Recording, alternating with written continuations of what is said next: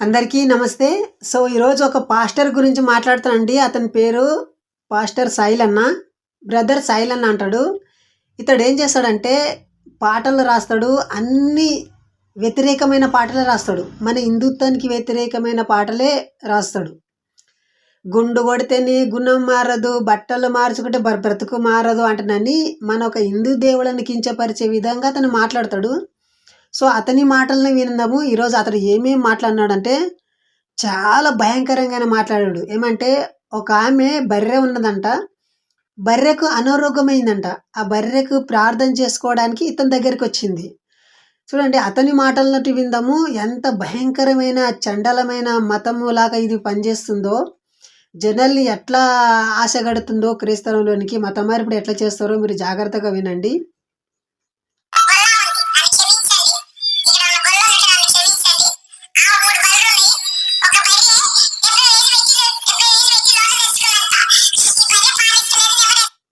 చూడండి, ఆమెకు 3 బర్రెలు ఉన్నాయంట. ఆ 3 బర్రెలు ఉన్నాగా కూడా ఈమె ఏం చేసిందంట, మళ్ళొక బర్రె కొనుక్కుందామని 70,000 పెట్టి లోన్లో ఒక బర్రె తెచ్చుకున్నదంట. ఈ బర్రె ఎప్పుడైతే అనారోగ్యంగా పడ్డది కదా, ఈ బర్రెని మళ్ళీ రిటర్న్ వేయాలి కదా. 75,000 పెట్టి బర్రెని తెచ్చుకుంటే ఆ బర్రెని అనారోగ్యం పడితే, అరే బాబు నీవు ఇచ్చిన బర్రె అనారోగ్యం పడ్డది, నీ బర్రె నీవు తీసుకొని ఆ డబ్బులు నాకు ఇరా అంటే అనాలి కదా. ఈ మంచి సొల్యూషన్ కదా. ఈమె ఏం చేసిందంటే ఇతని దగ్గరికి వెళ్ళింది. ఎవరైతే ఇక్కడ చెప్తున్నాడు కదా అతని దగ్గరికి వెళ్ళింది. ఇతడేం చేశాడంటే ఒక కొబ్బరి నూనె తీసుకొచ్చి దానికి ప్రార్థన చేసిండు. బర్రెని మంచిగా చేయి ప్రభువా అంటున్నాని యేసయ్యకు ప్రార్థన చేసిండు. నిజంగా యేసయ్య పవర్ ఉంటే, నిజంగా యేసయ్య సామర్థ్యం ఉంటే ఆ బర్రె బాగా కావాలి కదా. బర్రె తీర చనిపోయిందండి. చూడండి, బర్రె ప్రార్థన చేసి ఇచ్చిన 8 రోజులు ఆ బర్రె బాగుంది. అంటే బర్రె మంచిగానే బ్రతికేది. ఎప్పుడైతే ప్రార్థనని రాసిందో అప్పుడు అది దానికి ఇంకా ఎఫెక్ట్ ఎక్కువ అయ్యి ఏమైపోయిందంటే అది చనిపోయింది. చనిపోయిన వెంటనే ఇతనికి బండా బూతులు తిట్టింది. చూడండి, ఒక్కొక్క మాట రివీల్ చేస్తాను నేను.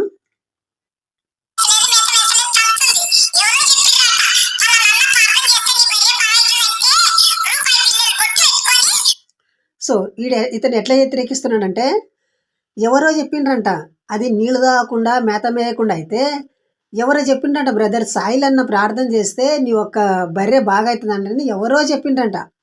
ఆమె ఏం చేసిందంటే రూపాయి బిల్ల అంత బొట్టు పెట్టుకున్నంత పని మీద పెట్టుకొని ఇతని దగ్గరకు వచ్చి, అయ్యా నా బర్రె పాలు ఇవ్వకుండా అయింది, మేత తినకుండా అయింది, అన్నం తినకుండా అయింది, 75,000 పెట్టి తెచ్చుకున్నా, మరి ఏం సంగతి అంటనంటే, నువ్వు ఏం చేయకు, నువ్వు ఏం టెన్షన్ పడకు, యేసయ్య నీ బర్రెను స్వస్థపరచడని చెప్పి ఆ ఒక కొబ్బరి నూనె ఒక ప్రార్థన రాసి ప్రార్థన చేసి బర్రెకి రాయి అంటే చెప్పిండంట ఇతని.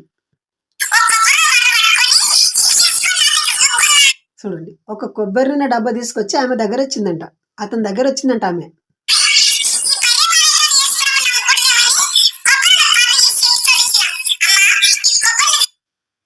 ఇతడు ఏం చేస్తాడంటే ఆమె రాందడివే ఈమె బర్రె బాగా అవుతాడే, నా యేసయ్యని నమ్ముకుంటాడేమో అంటే ఒక ఆశతోటి ప్రార్థన చేసి ఇచ్చిండంట.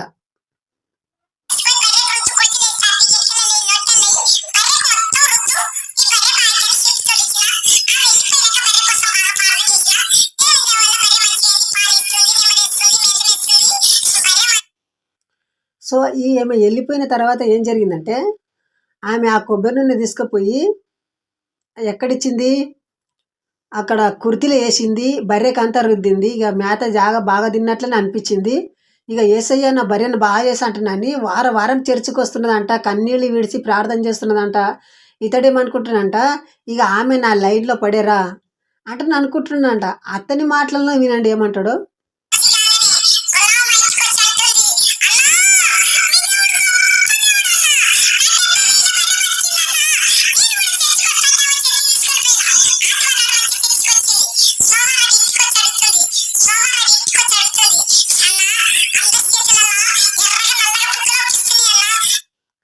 ఆదివారం నాడు ఆమె చర్చికి వచ్చిందంట. అందరి చేతులలో బైబిల్ ఉన్నదంట.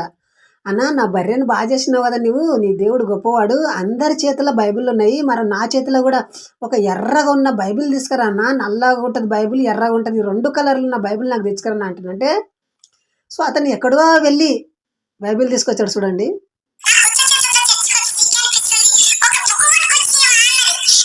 ఉత్తి చేతులతో వస్తే నాకు సిగ్గనిపిస్తుంది. ఒక బుక్కు కొని అన్న అందరి చేతిలో ఉండదే అంటున్నా అని అన్నదంట.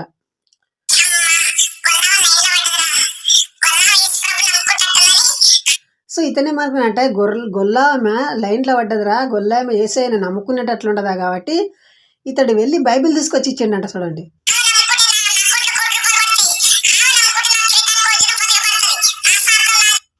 వీళ్ళ ఆశ ఏం ఆశ అంటే చాలా పిచ్చి పిచ్చి ఆశ. నా అకౌంట్‌లో ₹1,00,00,000 పడతాయంటే నా ఆశ కలుగుతుందంట. సో చూడండి ఎంత ఆశ ఉంది వాళ్ళకు.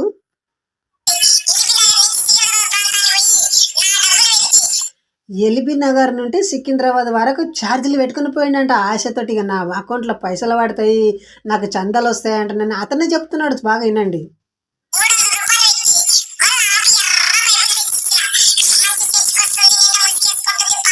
300 రూపాయలు పెట్టి గొల్లాయమ్మకు ఒక బైబిల్ తెచ్చి ఇచ్చిండంట.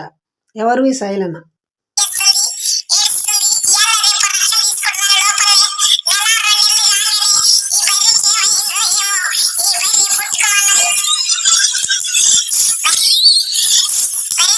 ఈ బర్రె ఏమైందేమో చర్చికి రాగానే 2-3 వారాల్లోనే బర్రె ఆయనతో పుట్టుకుమన్నదంట. బర్రె ఏమైందంట, చనిపోయిందంట.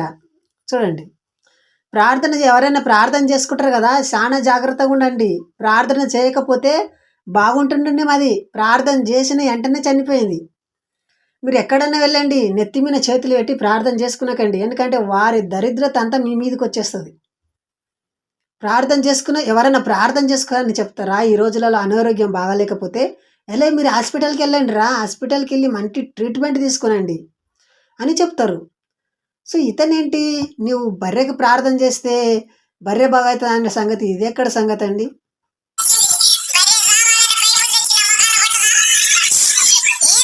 సో ఏమి ఏం చేసిందంటే అచ్చానాకు అతని దగ్గరికి వచ్చింది. అచ్చానాకు వచ్చి బైబిల్ తీసుకొని ముఖానికి రప్పున కొట్టిందంట ఇతనికి.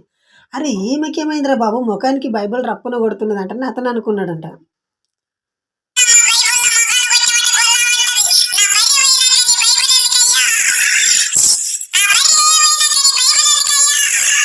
సో ఏమేమంటున్నదంట, నా బర్రె చచ్చిపోయినాక నీ బైబిల్ నాకెందుకయ్యా అంటున్నని అంటున్నదంట.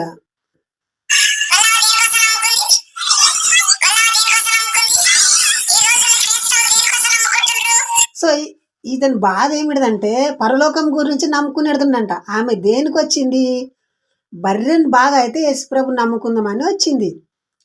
మరి ఇతని మునిపే అనలే కదా, అరే అమ్మ నువ్వు బర్రె బాగా చేయడానికి వస్తే నా దగ్గరికి ఎందుకు వచ్చినావు, నువ్వు డాక్టర్ దగ్గరికి వెళ్ళు, పశువుల దగ్గరికి వెళ్ళు, అక్కడ బాగా చేస్తాడు బర్రెని అంటే చెప్పలే కదా. ఆమె వెళ్ళేది కదా అప్పుడే.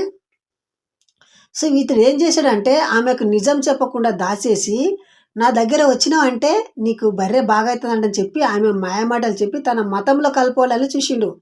తీరా బర్రె చనిపోయిన వెంటనే బైబిల్ తీసుకొని ముఖంకి కొట్టేసింది. సో నీవు వద్దు, నీ యేసు ప్రభుద్రా బాబు అంటున్నది. సో ఇతను ఏమంటున్నంటే ఆమె దేని కొరకు నమ్ముకున్నదంటే బర్రె బాగాడని కోసమే నమ్ముకున్నది అని అంటున్నాడు. సోది చెప్తున్నాడు. మరి బర్రె బాగాడటి కోసమే కదరా ఎవరైనా నమ్మేది. ఎవరైనా బతుకులు బాగా పడలే, అప్పులు తీరలే, రోగాలు పోవాలి, కష్టాలు పోవాలి అని కదా యేసు ప్రభుని నమ్ముకుంటారు. ఊరికి నేనుకి నమ్ముకుంటారు, నాకు పరలోకం దొరుకుతుంది యేసయ్య నమ్ముకోరంటే మీరు ప్రకటించండి. ఒక్కడు కూడా నమ్మడు. అరే చూపించరా నువ్వు ఫస్ట్ పరలోకం అని అంటారు. ఆ మధ్య మల్లేశ్వర్ అంటేనే మల్లికార్జున అని ఉంటాడు, రోడ్డుపైకి వెళ్ళే వ్యక్తులకు సువార్త చెబుతున్నాడు. అతను ఏమన్నాడంటే ఇక్కడ యాక్సిడెంట్ అయింది అనుకో, నేను డైరెక్ట్గా యేసయ్యతో అనుకోతా అంటని చెప్పాడు. సో ఆపోజిట్లో ఉన్న వ్యక్తి ఏం చెప్పాడంటే ఫస్ట్ నువ్వు చనిపోయి యేసయ్యని చూపించు, అప్పుడు మేము బిలీవ్ చేస్తామంటని అంటున్నారు. ఎలాంటి ట్రాన్స్లోకి దిగుతారండి ఈ క్రైస్తవులు. సో వీడియో ఇంతటితో ముగిస్తున్నానండి. జై హింద్, వందే మాతరం.